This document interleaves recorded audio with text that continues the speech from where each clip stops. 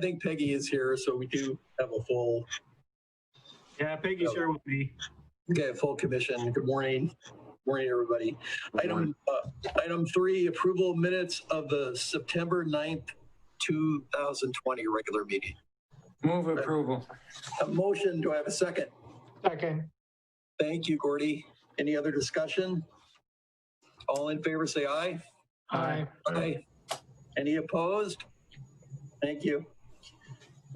Review and approved 2021 ambulance service contracts presented by County Manager Van Wy.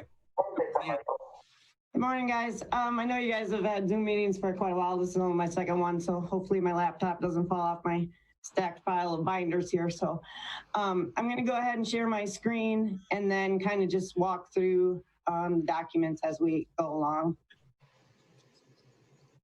Okay. So this is the memo here for the ambulance service contracts.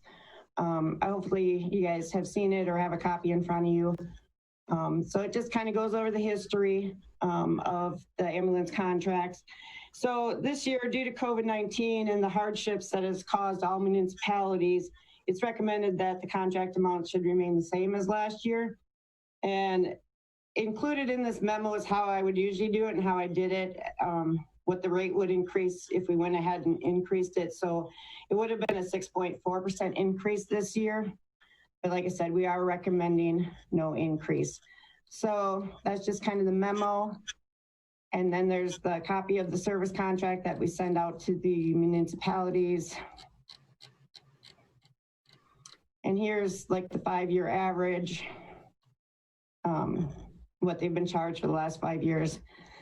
And then this just shows the items that we use to come up with the percentage increase. So the medical care commodities was up 4.8, medical care services down 1.4, and then the employee wage increase would have been 3. So that's where we came up with what would have been the 6.4 if it weren't for COVID and everything else. And then, like I said, I just went ahead and did all the background work just so we have everything for next year as well. So there's the population. And then here's the 5 years. So I guess that's about it, unless you have any questions on that. Like I said, this year it's a little bit different. I have had several communities contact me already. So I'm recommending approving the renewal of the contracts of the 13 towns and villages in 2021 and recommend sending it to Finance, Budget, and Personnel for their consideration. Any questions for Julie? I have a question, Julie. Annie. Sure. It says in your memo that due to the circumstances of 2020 and COVID, it was recommended this year not to raise the rates. Who recommended we not raise the rates? Well, every year when we start this process, I talk to Steve and Scott. And so we had kind of discussed it. I would say that's the main two that I go with. Okay. All right. I know we've gotten EMS and the city as well has gotten some CARES Act funding, so that should help us out. I don't know about the other communities, how much they may be getting or if they get any at all. The only reason I question that is that, you know, we still have a business to operate. Correct. And there's a downside to, you know, last month we got a report that the usage was actually down because of the COVID. But if you originally recommended a 6+% increase, or it would have worked out to be that much. Right, and that would have been. Is that going to work out in our books? So if we had gone with that increase, it would have been a little over $25,000 increase. I did pull the financials for EMS. I mean, currently they're sitting well. I show this was September, like 164,000 to the good right now. I know that can change. But yeah, the increase would have been $25,375. Okay. I don't know if anybody else had a concern about that either, but that, you know, it's such a good program that I hate compromising that by, because of COVID. I mean, yeah, I understand the COVID thing and people are in tough times and stuff, but we've also, like I said, we've got a business to run too, so. I've got two questions, Julie. First one is, have you gotten any pushback from the 13 entities that contract with us in terms of the increases the last few years? And then also, is any of that CARES Act funding, can that possibly go directly to the EMS budget? Steve, how much did the EMS get for? So far with the CARES funding, we have specific funding for EMS. There's funding that the city got and funding that EMS got. Okay. The funding that we got the first time was a little over 20,000. I don't remember the exact number. And that was for equipment and supplies, which we purchased a transport ventilator. That way we didn't have to purchase out of next year's budget, which was what it was budgeted for. Just recently, I think Pete has it in the update. We received another 4,700 in funding. And again, that's going to offset supplies and other expenses. As far as pushback from the other communities, yes. I'd say almost yearly, one of the communities kind of balks at the increase. But I know in the last couple of years, we have had at least 2 communities look at outside EMS agencies to take over their area. So I still feel we are the best value. And again, with everything going on, Scott and I talked with Amy. It's just our recommendation. If you guys want to move forward with an increase, obviously that's your prerogative.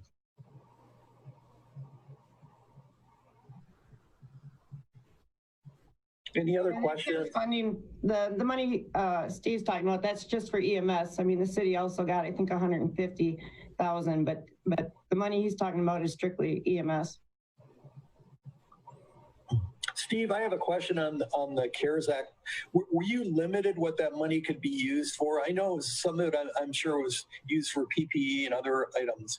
But my question is, could the money actually go to operations? I know our budget looks fine right now, but I was just curious on what are the uses? Yeah, there were limitations. They said it could be used for COVID-related items. So PPE.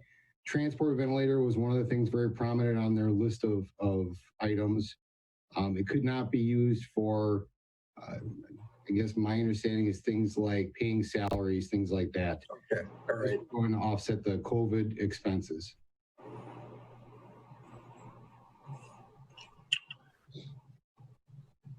Any thought, do I have a motion in favor of Julie's recommendation for no increase, or would you like to discuss it further and go with the recommended increase? What's everybody's thought here?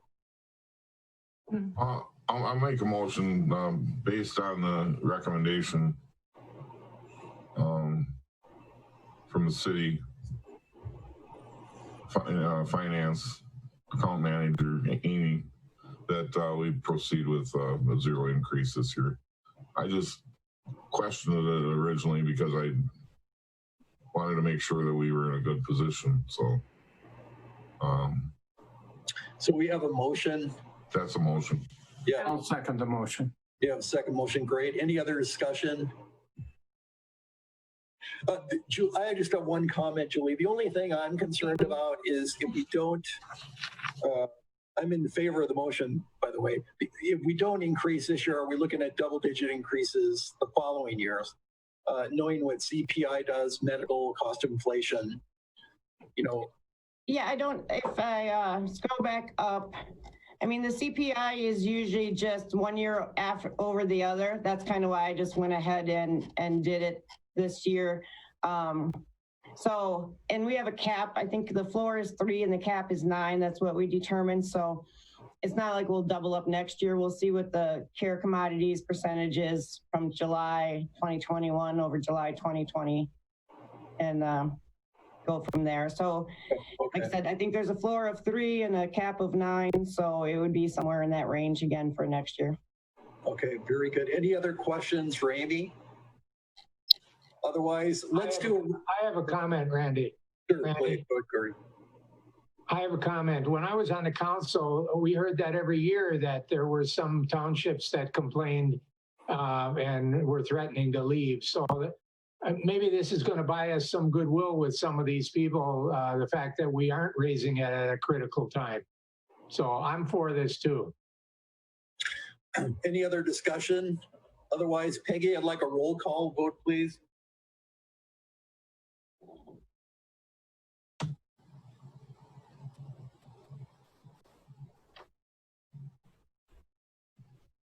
You might be on mute, Peggy. Mies? Yes. Earl? Yes. Myers? Yes. Keel? Yes. Gershman? Yes. Thank you. Thank you. Item 5, review and approve proposed 2020 emergency medical services ambulance rates presented by County Manager Van Wy. Thank you. So yeah, this is kind of the same as usual. Every year we do get items from LifeQuest. They kind of give us our recommended rates. They give us rates from different communities that they serve. And then Steve and Scott also get some rates from like Rapids and Point that aren't serviced by LifeQuest. So just kind of going through the memo there. So this next page is what we recommend. I'm going to scroll down a little bit because there's one that shows things a little bit better. So here's the area communities. And then this last one. So here's our rates from last year, the average of the communities, what LifeQuest recommended, and then what we recommended. So as you can see, for a lot of them, we're a little bit less than what LifeQuest recommended, but we wanted to stay within reason and be close to that, to what the communities around us have. So for the most part, the percentage increases this year are between 0 and 10.29. I think the biggest increases were down there at the bottom, the ALS on-scene care for resident and non-resident. So, and if you, like I said, most of us, we're trying to stay a little bit below the average of the area communities. So we're right in the ballpark there on most of these. So staff recommends the Fire and Police Commission approve the ambulance rates for 2021 as presented and recommend them to the Finance, Budget, and Personnel Committee for their consideration. And if you have any questions, I'll be happy to help answer them. Any questions? No, I make a motion to, as recommended by Finance. I have a motion and a second. Thank you, Gordy. Any other discussion?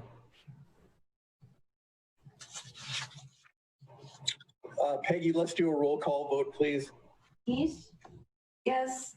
Earl? Yes. Myers? Yes.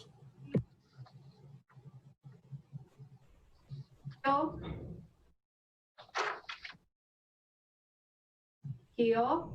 Yes. Gershman? Yes. Thank you. Item 6. Thank you guys. Yeah, thank you. Have a great day, Julie. Item 6, request to appoint Deputy Fire Chief Pete Fletty as acting fire chief at Chief Owen's absence, effective immediately. You know, you're all aware that Scott's out on medical right now, actually since really late last week. And because of the organizational structure of the fire department, you do have to have a chief. So what I'd like to do is entertain a motion to appoint Deputy Chief Pete Fletty to acting fire chief. Motion to approve. Motion. Second. Second by Mike. Any other discussion? Pete, I'd like to know if Deputy Chief Fletty is okay with this. Yes, I am. I'll be willing to take over. Wish Scott a speedy recovery, and we'll hold it down until he can get back and get back to work. So no problem. Thank you. And it was a recommendation of Chief Owen that Pete would be the chief, but we need to confirm that as a commission. You can only have one chief for sure. So, okay, I have a motion and a second. Any other discussion? Yes. Yes, Mike. Pete, if you need anything, as usual, just give us a call. Thanks, Mike. Good luck. Okay, motion is second. I'd like a roll call vote, please, Peggy. East, Yes. Earl, Yes. Myers, Yes. Keel, Yes. Gershman. Yes. So I'm not sure if we're supposed to refer to you as the chief now, till Scott's back, or deputy, acting chief. Everybody's still been calling me deputy chief, so. Okay, whatever you're comfortable with. So thank you. Item 7, approval of fire department bills. All right, thank you. You should have 2 sets of bills in front of you, one signed by Commissioner Myers on September 22nd, and also one signed by Commissioner Earl on October 5th. Just a couple of things that jumped out at me. On 6J, we had a bill of $3,787.44 from Complete Control. On 6K, we had $10,000 and change going to Cummins Sales and Service, and also on an additional $1,158.68 going to Merit Electrical Service. So what this was a result of is we did have a surge here at the fire station. There was this result of that surge. It took out our generator. It took out some HVAC units and other equipment. So this was all submitted to the insurance company. In total, we had over $15,000 in damage. We do have a $5,000 deductible. So we did receive a check just over $10,000 for that damage yesterday or the day before. So we were successful in, with the insurance company getting some of that cost replaced. I'd also like to point out that on 6E, purchased an anemometer and sandbag tools from Granger for $806.75. Also a Panasonic Tough Book for $4,024. And on 6H, from Vorpal, we had some miscellaneous hazmat equipment. All that was through a hazmat grant submitted by DC Clemens, and he was successful in obtaining that. So that equipment will all be used towards hazmat responses. Besides a few surprise maintenance repairs on apparatus and that surge, most other expenses were pretty standard. I'd be happy to answer any questions and ask for your approval. Any questions for Pete? Just a quick one. Pete, as a result of that surge damage, is there surge protection of any kind been added to the system? None has been added. However, some of the surge equipment we did have in place actually protected our equipment, I guess, such as the new station alerting system we put in that does have a surge protection on it, and that was actually tripped. So luckily it stopped it there. As far as the generator, electricity is a funny animal. I was kind of talking to some of the Merit electric guys, and it'd be surprised at what it fries and what it kind of leaves alone and just bypasses. So it's a tricky thing to protect everything. But I guess, like I said, luckily insurance covered it, most of the expenses anyway, so. It's my impression that the hospital and and Jen, you might know better than I, but that the labs have a pretty elaborate surge protection. You? Yes, we do. But don't ask me any details of it. She's a scientist. You can't ask her. Right? I'm a mosquito biologist, not a building engineer. So. Any other questions? No, but I'd like to make a comment for Steve that keep going, both of you, keep going with those grants and stuff, because it certainly is appreciated. It offsets what it costs to operate the department. So good job on that. Yeah, well done. Keep it up. All right, do I have a motion to approve the bills? I'll move to approve the bills as presented. Do I have a second? I'll second. Thank you. Any other discussion or questions? Peggy, roll call. East, Yes. Earl, Yes. Myers, Yes. Keo, Yes. Gershman. Yes. Item 8, approval of police department bills. Morning. You have two sets of bills in front of you.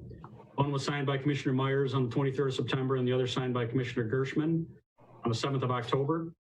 Just a couple things of note on 7G, you'll see that we did make the purchase of our other two Dodge Durangos that are going to replace two frontline squads. The cost of each of those was $31,882.50. Second item worth noting on 7K is we did have a payment of $10,277.09 for the repair of Squad 92. That was a squad that was used in a series of pit maneuvers during a pursuit that took place on Veterans Parkway.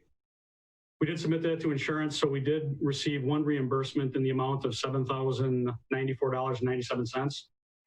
The actual cost was a little higher than the estimate, so we'll be receiving the rest of that as well. So our only cost on that repair will be the $500 deductible to the insurance. Another item of note on 7L, you'll see a $4,000 repair for our Srt Ambulance. That was just a series of problems that happened over time to include brakes, seals, lines. Most of that was to get it up to DOT standards. So just one of the things of having an old ambulance. With that, I'd be happy to answer any questions and we'll look for your approval. Do I have a motion to approve? Move approval. Second. Second. Any discussion or questions? All right, Peggy, roll call, please. East, Yes. Earl, Yes. Myers, Yes. Keo, Yes. Gershman. Yes, thank you. Item 9, fire department activities, training reports, and correspondence. Thank you. We've been asked to give a COVID update as it relates to the surge and what we've been doing. I'll save that for last. That's a lengthy document, so kind of bear with me, please.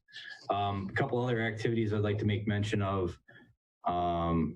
Chief Owen, DC Bacus, and I attended a CPAT, an ergonometrics exam, at Fox Valley Tech last month, which gave us some insight for the hiring process and kind of what the scores mean. So we were actually able to see the test itself.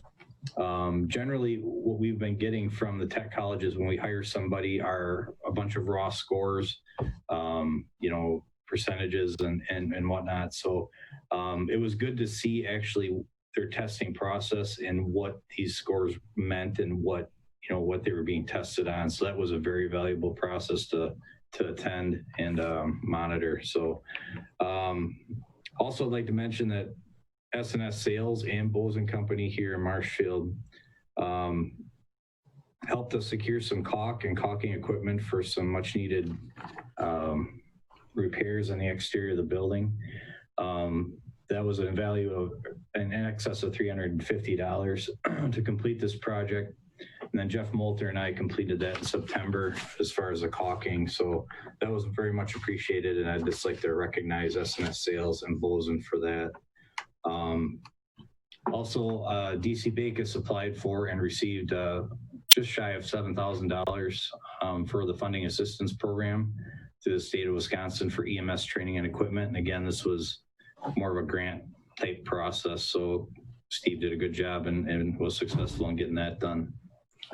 I'll move on to the COVID update. So here at the fire station, ever since March, we've taken this very seriously. We've been proactive. We've had the station closed down to the public, ever since this whole thing started coming down. As you know, we didn't have the numbers here in central Wisconsin initially, but we understood that, what we're seeing right now was a definite possibility with the surge. So we continue to sanitize the station and apparatus. Ambulances are being done daily, unless we transport a COVID patient, in which case they're done immediately upon returning to the station. And we've seen an uptick. We weren't able to crunch the numbers in time for this meeting, but it sure seems we've seen an uptick in number of positive patients we are transporting. We check temperatures on our employees every single morning and every afternoon, and that's for anybody coming into the station, actually. We have had a few contractors obviously come into the station, and it's other city staff, so they have to do the same thing, check temperatures. Our people are, I can't say enough about our crews. They're doing a good job of sanitizing daily. We sanitize rooms. We have a UV light that we put in rooms to disinfect it. So they've been doing a great job. I got to commend them for that. As far as EMS report goes, we're up on calls for the September as compared to last year, but down a little overall for the year. That volume swing isn't out of the ordinary. Our interfacility calls are down as well, but that's a system-wide issue. Hospitals do not have many places to move patients because long-term facilities aren't accepting new patients due to COVID. We have been contacted by Marshfield Medical Center to check our availability to do more local transports to MMC or either Neillsville or Weston. Those two facilities have a lower COVID census and may be able to take some of the less sick COVID patients. We've also been asked to look at the possibility of transporting COVID patients down to a field hospital set up in West Dallas at the State Fairgrounds. This facility was set up at the request of the healthcare system in Wisconsin, as some areas are being overrun with patients. Whether we're going to do those transports, it would have to be, and you can ask DC Bacus about this afterwards. He really has the pulse on, his fingers on the pulse of COVID as it relates to, transports, but it does not look like we're going to be transporting to West Dallas unless compression locally is at a very, very high level.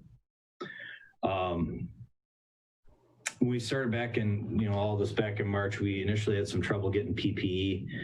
That has resolved itself. Steve has vendors all lined up, and we were sitting really good for PPE. We're, continuing to have our staff wear masks at all times around the station. Encourage them to wash their hands. Again, keep the station clean.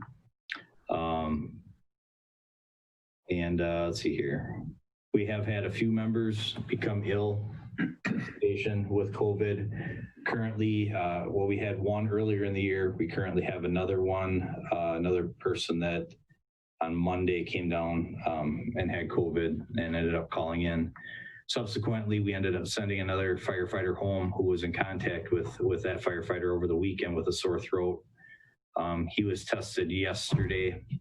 And test results came back negative, which is really good news. So we currently have one person out with COVID, and we'll continue to monitor. We did our own internal contact tracing, if you will, to see if he had contact with any of the other firefighters.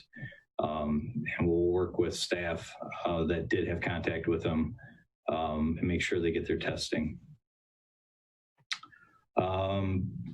Other than that, our operations really haven't been greatly affected because of this most recent surge, because I really think that we were proactive from the get-go. Our station is still closed down to the public. We're now doing public education except for on a video basis. We're not allowing tours into the station, and that's going to continue well through this surge. I guess I'd be happy to answer any questions on the COVID portion of this, or if I can't answer them, Steve, feel free to chime in. This is Jen. You might be surprised that I have questions about this. So, not surprised, Jen. So I struggle with the exposure issue with my own staff. Obviously, running the lab, we're pretty critical as well. One of the things I would like to know is, so you're a positive, and then you've got somebody who was a contact who was test negative, but obviously asymptomatic. What is your strategy and policy for follow-up? Are you symptom monitoring? And then if they're symptomatic, they would be tested again.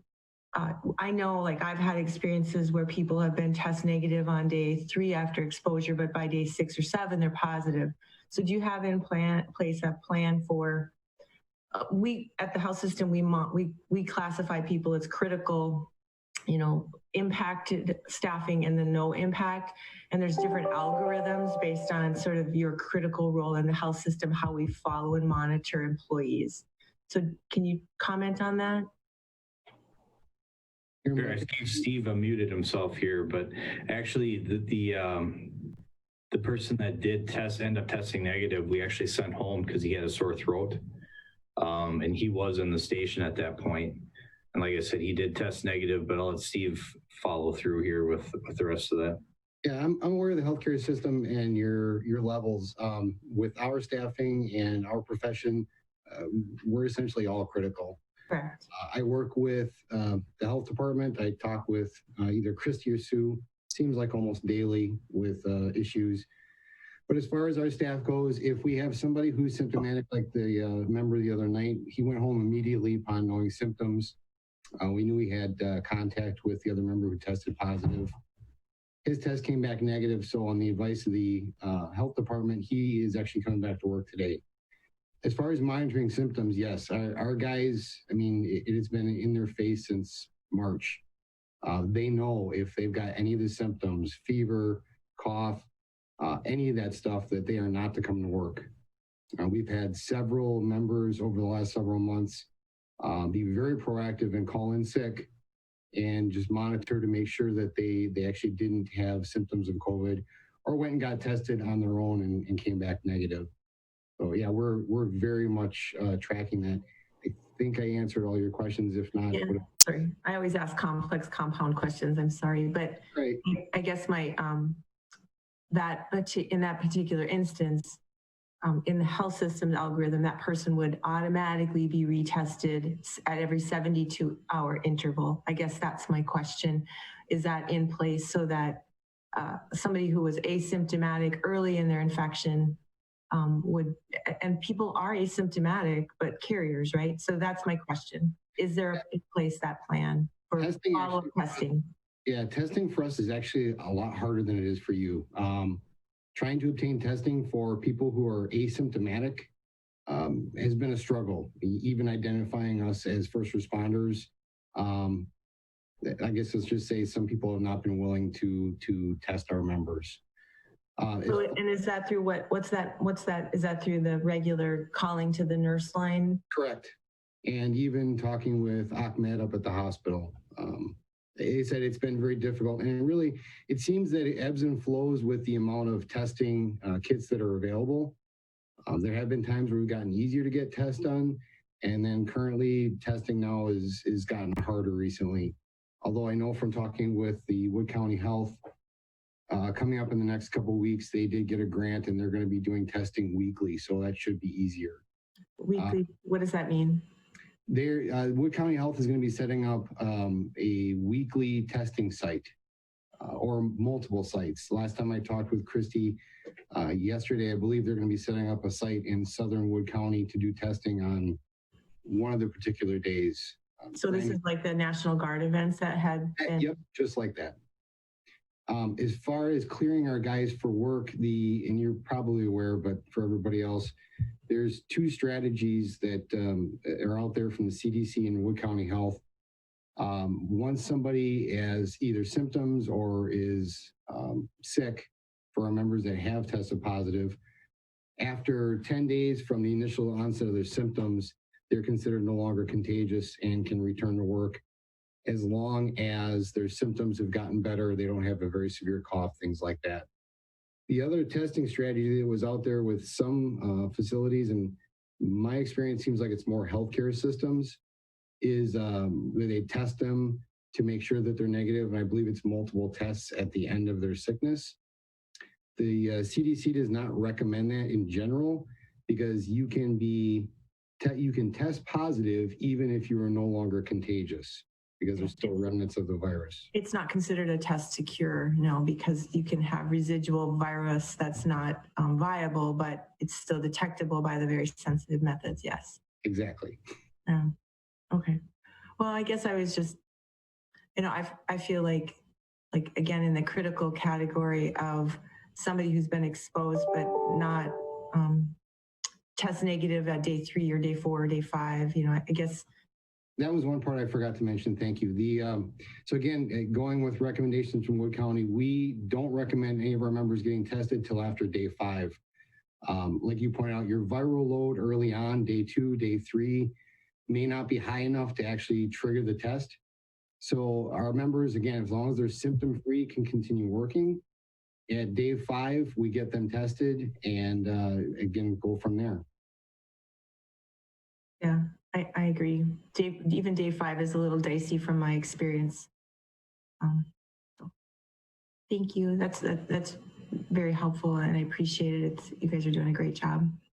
Thank you. I'm happy to answer questions. Well, one thing I did forget to mention too is we did have a senior staff meeting that was scheduled before, Scott went into surgery.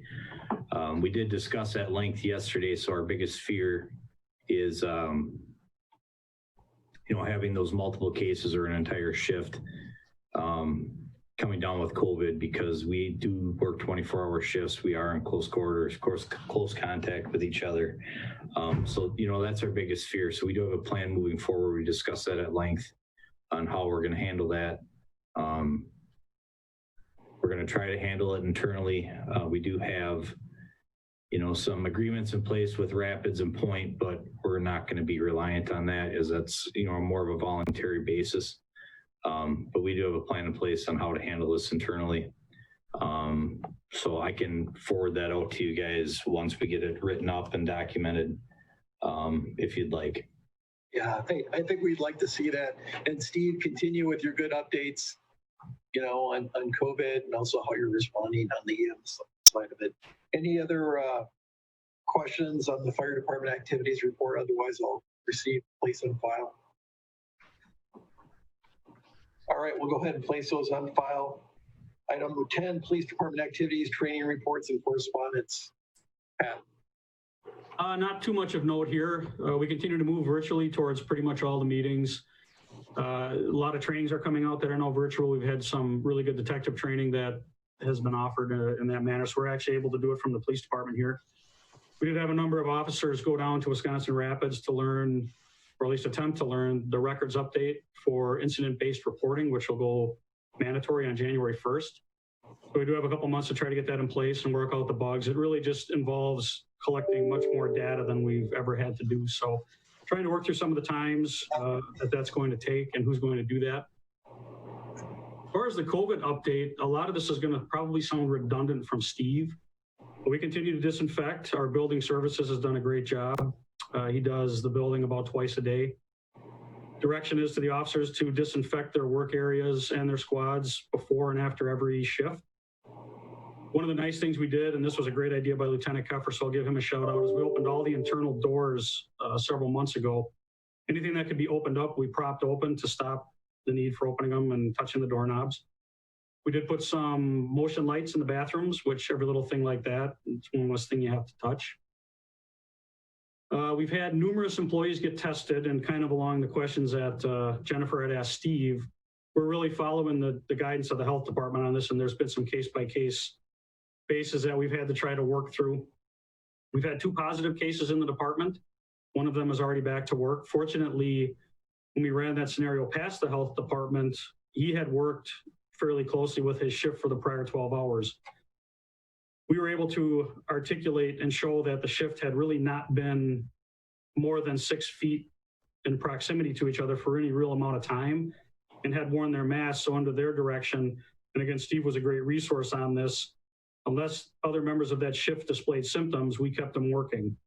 And since then, nobody's tested positive or gotten sick whatsoever. We have kind of run into the same struggles that I don't recall if it was Peter or Steve had mentioned. We are being turned away if officers had a close contact as far as them testing us if they're not displaying any symptoms. So that's really been off the table.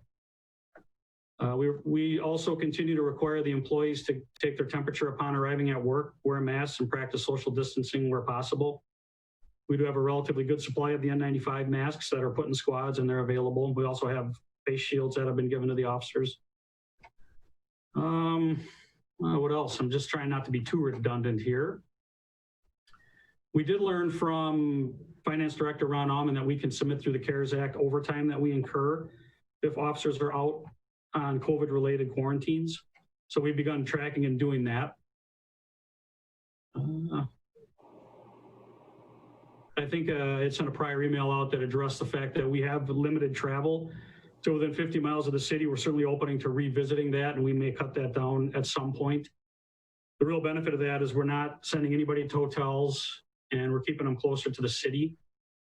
And there are some trainings that, of course, we're going to have send officers to because there's research, there's things that, we still have to maintain our level of training in. So it'll be interesting to see what the state does. We were given an exemption in this last calendar year for the 24 hours mandatory training on the state level. So we'll see if that continues. But for now, they haven't tipped that hand. So we've still got to try to get training virtually and as safely as we can. We've also been taking part in community COVID bi-weekly meetings. Fire department's a big part of that. That's various city leaders. And that's been really helpful because it gives us a snapshot of how other businesses are dealing with this and how bad it is in the community. So again, as I kind of noted before, my primary concern is making sure that I have enough officers available to respond to calls. So like the fire department, we do have some contingency plans with other agencies that we set up during the first real scare of this around April. We do have personnel we can draw from. We did take another look at that 612 schedule, but given our staffing levels and the drain that took on the detective bureau, that's not entirely feasible. And to be honest with you, what we're doing seems to be working. The exposures we've had have been minimal. The officers who've tested positive, we've been able to quarantine, and we've been able to staff and get through that. So we're going to keep moving forward. I'm by no means an expert in this, but I would be happy to answer any questions. Any questions for Pat? Oh, it's a good update, Pat. I appreciate that. Yeah, thank you. Yeah, good updates today is excellent. We'll go ahead and place that on file. Thank you. Item 11, consideration of motion to adjourn into closed session pursuant to section 1985 1G Wisconsin statutes, conferring the legal counsel for the government body who is rendering oral or written advice concerning strategy to be adopted by the body with respect to litigation in which it is or is likely to become involved. Item 1, update on employment law issues involving the police department. 2, legal matters related to activities of the fire and police commission. Do I have a motion to go into closed session? Move we go into closed session. Do I have a second? Second. All in favor say aye. Aye. Any opposed? Steve, have a great day. Yeah, thanks. I got to do a roll call on that. Oh, okay. Gershman, yes. Gordy, Yes. Mike, Yes. Andy, Yes. Jennifer. Yes. Okay, thank you.